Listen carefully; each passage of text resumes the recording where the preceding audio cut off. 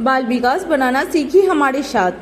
बच्चे अपने चारों ओर लिखित सामग्री का जितना उपयोग होते देखेंगे उतनी ही लिखित भाषा के प्रति उनकी समझ सहज रूप से बनती चली जाएगी। उपयुक्त कथन का निहितार्थ मतलब अर्थ क्या है?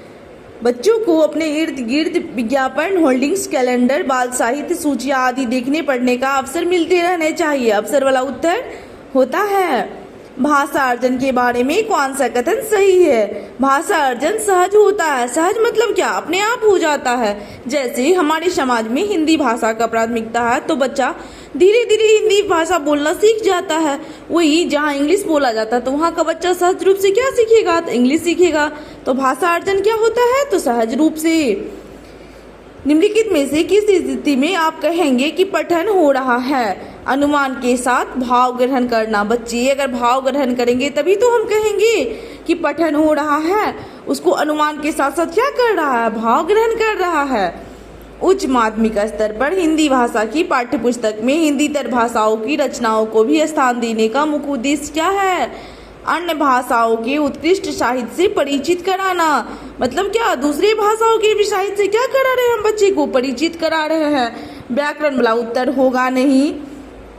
रचना कौन करेगा? कभी करेगा। रचना बच्चा तो नहीं करेगा।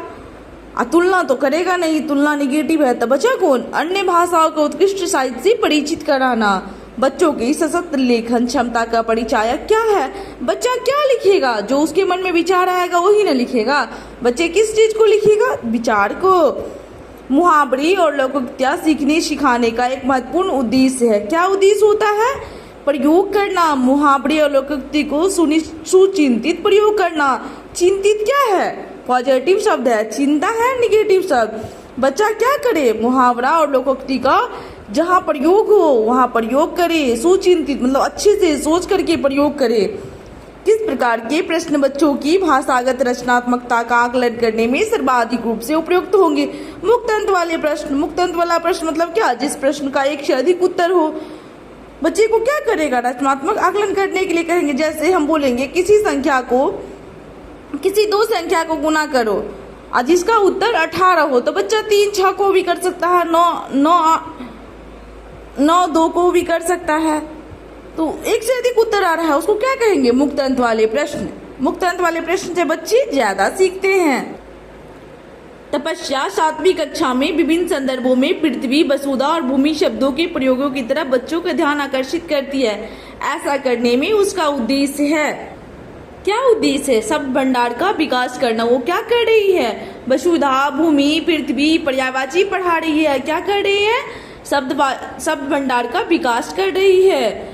सरसरी तौर पर किसी पाठ को देखकर उसकी विषय वस्तु का पता कर लेना क्या है? उसे क्या कहेंगे? पढ़ने की कुशलता का अंतिम पड़ाव।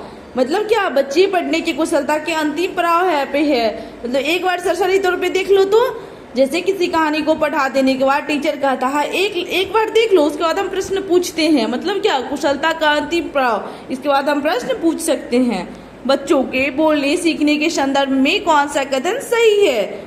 बच्चों को सुनने और बोलने के अधिक से अधिक अवसर देने चाहिए। शिक्षक को क्या करना चाहिए? बच्चों को सुनने और बोलने के अधिक से अधिक अवसर देना चाहिए। इससे क्या होगा? मेरा बच्चा अच्छे से सीखेगा।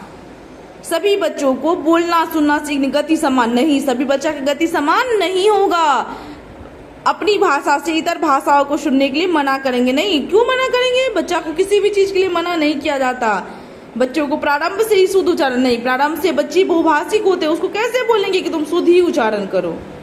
भोजपुरी भाषी मोना स को श और र को र बोलती है। इसका सर्वाधिक संभावित कारण है मातृभाषा का व्याघात। उसे अभी तक मातृभाषा का सही से प्रयोग नहीं पता है। बच्चे को क्या करेंगे? सिखाएंगे। वो क्या कर रही है? व्याघात कर रही है। मतलब क्या? स का मतलब ही जानती है। तालव्य श को भी स बोलती है, बड़ा रो को भी रो बोलती है। तो मातृभाषा की क्या कर रही है? व्याघात कर रही है, प्रयोग कर रही है। शिक्षिका अपने विद्यार्थियों को पाठ्य पुस्तक से इतर भिन्न भिन्न प्रकार की बाल साहित्य पढ़ने के लिए प्रोत्साहित करती है, क्योंकि वह चाहती है कि बच्चे क्या हो? पठन क्षमता बढ़ा सके। बच्चे क्या करे? पठन क्षमता बढ़ा सके। साहित्यकार का नाम जान के बच्चा क्या करेगा? विधाओं से परिचित हो सके। अभी उतना बड़ा बच्चा है नहीं। बाल साहित्य के प्रशंसकों के बारे में नहीं। यहाँ पे शिक्षक का उद्देश्य है विद्यार्थियों को पठन क्षमता बढ़ाना। उच्च प्राथमिक स्तर पर व्याकरण पक्षों शब्दों को बारीकियों के आकलन के संदर्भ में सबसे महत्वपूर्ण है। क्या होगा? तो संदर्भ में व्याकरण समझना।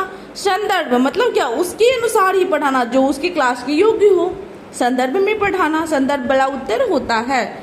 आपने अपने विद्यार्थियों को एक प्रश्न दिया, घर से विद्यालय आने तक आप रास्ते में जो चीजें देखते हैं उन्हें लिखें। आपकी कक्षा में एक विद्यार्थी दृष्टिबाधित है, आप क्या करेंगे? प्रश्न में उस बच्चे की आवश्यकता के अनुसार परिवर्तन करेंगे। जैसे जो देख नहीं सकते हैं उनकी उसको देखने वाला प्रश्न कैसे पूछेंगे? तो उस बच्चे की आवश्यकता के अनुसार परिवर्तन करेंगे प्रश्न में। उच्च प्राथमिक स्तर पर बच्चों की भाषाई क्षमताओं का आकलन करने के लिए सर्वाधिक उपयोगी है क्या? पाठ की विषय वस्तु को लिखवाना। बड़ी क्लास के बच्चे से लिखवा सकते हैं, इससे बच्चे को अच्छे से समझ में आएगा। जैसे किसी कहानी को बताएंगे, बोलेंगे आप अपने शब्दों में लिखिए, तो बच्चे को अच्छे से समझ में आएगा।